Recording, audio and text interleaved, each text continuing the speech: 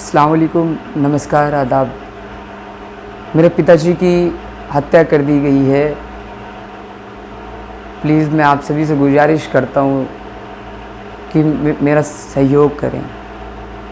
गांव के ही मेरे पापा चुटाईपट्टी पंचायत के पंचायत समिति सदस्य थे और निवासी दरभंगा लुआम गैरपुर के थे।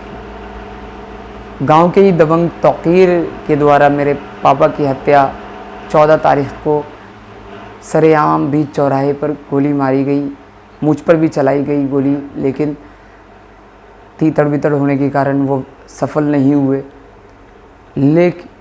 जिसकी वजह से पापा को गोली लगी और उनको यहाँ दरभंगा निजी अस्पताल में ले जाया गया। उसके बाद DMCH में ले जाया गया, Darbhanga medical college and hospital में।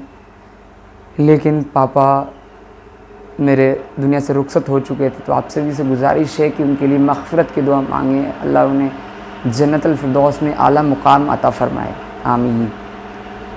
लेकिन बिहार पुलिस की बात करूं, दरभंगा पुलिस की बात करूं, सभी लोग आश्वासन दिए हैं, लेकिन अभी 3 दिन होने वाले हैं। 3 दिन होने वाले हैं, अभी तक कोई गिरफ्तारी नहीं हुई है। अभी नारायणपुर के मुखिया पर भी इस तरह की जो हमले हुए, बहुत बुरी तरह से उनको मारा गया। काश ये दरभंगा पुलिस, ये बिहार पुलिस अगर उस वक्त में स्ट्रिक्ट होती तो आज मेरे पिताजी की जान नहीं जाती। और ये सारा मामला प्रकाश में आने के बाद भी, चाहे हम SP सिटी की बात करें या पूरे आला दर्जे के अधिकारी के दरभंगा की बात करें, सभी लोग सिर्फ आश्वासन दे रहे हैं। जो आरोपी हैं जिसने मेरे पापा पे गोली चलाई, वो फरार है। अभी तक लगभग 3 दिन हो गए हैं। लॉकडाउन का समय चल रहा है, जगह जगह बैरिकेडिंग है, लेकिन अभी भी बिहार की पुलिस, दरभंगा की पुलिस, हमारा जो पूरा एरिया पड़ता है सदर थाने का, और पूरी दरभंगा की पुलिस अभी तक उस दबंग को, उस आरोपी को गिरफ्तार नहीं कर पाई है। मैं नीतीश कुमार जी से गुहार लगाता हूं कि नीतीश कुमार जी, अगले साल ही इलेक्शन होने वाले हैं पंचायत वगैरह के, और इस तरह की हत्याएं कई हो चुकी हैं बिहार में। अगर आप पुलिस प्रशासन को स्ट्रिक्ट नहीं करेंगे तो इन दबंगों के हौसले बढ़ेंगे, इन दबंगों के हौसले बढ़ेंगे, और ये हमारे पूरे समाज के लिए ख़तरा है। आज मेरे पापा का इतिहास उठा के देख लीजिए। पिछले 5 साल सबसे पहला टर्म मेरी मम्मी का था पंचायत समिति सदस्य में, फिर लोगों ने उनके काम को सराहा, फिर पापा इस टर्म में थे और सीटिंग पंचायत समिति सदस्य थे। किसी से एक ज़रा सा गर्म लहजे में बात नहीं करते थे। वाकया एक छोटा सा पूरा प्लान था। मेरे मामा चौक की तरफ से आ रहे थे, उनका वो काम करते हैं, वहाँ से आ रहे थे वो दबंग के लड़के, और ख़ुद दबंग मेरे मामा का कॉलर पकड़ लेते हैं। इस बात की जानकारी देने के लिए मेरे मामा पापा को बोलते हैं चौक पर। मेरे पापा बड़े लहजे में, बहुत प्यार से लहजे में उस लड़के से आके बोलते हैं कि बाबू, बड़े छोटे की तमीज़ ज़रूर करनी चाहिए। फिर पापा ये कह के चले जाते हैं। फिर उसके बाद ये लोग पूरा प्लान वे में आते हैं हमारे चौक पे, और पूरा बिल्कुल पिस्टल वगैरह के साथ आते हैं और हमें बिल्कुल आगे फायर करने की कोशिश करते हैं, जिसमें तौकीर ने गोली चलाकर मेरे पापा को गोली मारी है। और उसके अलावा उसका जो बेटा है मोहम्मद फैसल और नैयर, उन्होंने भी गोली हम पर फायर की, लेकिन हम लोग तितर बितर होने के कारण बच गए। उसके साथ साथ पूरा ग्रुप जो है, शम्स आलम, ये बद्र आलम, ये सारा ग्रुप है यहाँ पर। और तौकीर की बात करूँ, जो मेन जिसकी गोली से मेरे पापा का इंतकाल हुआ है, वो पहले भी आर्म्स एक्ट में उनके खिलाफ मामला दर्ज है। लेकिन दरभंगा पुलिस, शर्म करनी चाहिए। हमें न्याय पर पूरा भरोसा है, न्याय पर पूरा भरोसा है, लेकिन मैं आप सभी लोगों से, भारतवासियों से गुजारिश करूंगा कि अगर इस तरह के दबंगों को रोका नहीं गया, पुलिस अगर नहीं रोकी, तो इस तरह की हत्याएं आम हो जाएंगी।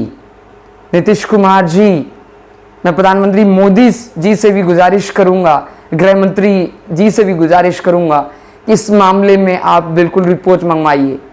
इस मामले की बिल्कुल जांच सीबीआई के अंतर्गत होनी चाहिए, क्योंकि अभी लगभग 3 दिन होने वाले हैं, लगभग 70 घंटे होने वाले हैं और अभी तक कोई कार्रवाई नहीं हुई है।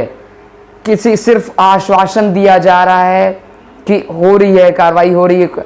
अभी तक जो आरोपी है फरार है और अभी तक पुलिस बिल्कुल इस बात का पता नहीं लगा पाई है, जिससे ये साफ झलकता है कि पुलिस इस मामले को सीरियस नहीं ले रही है।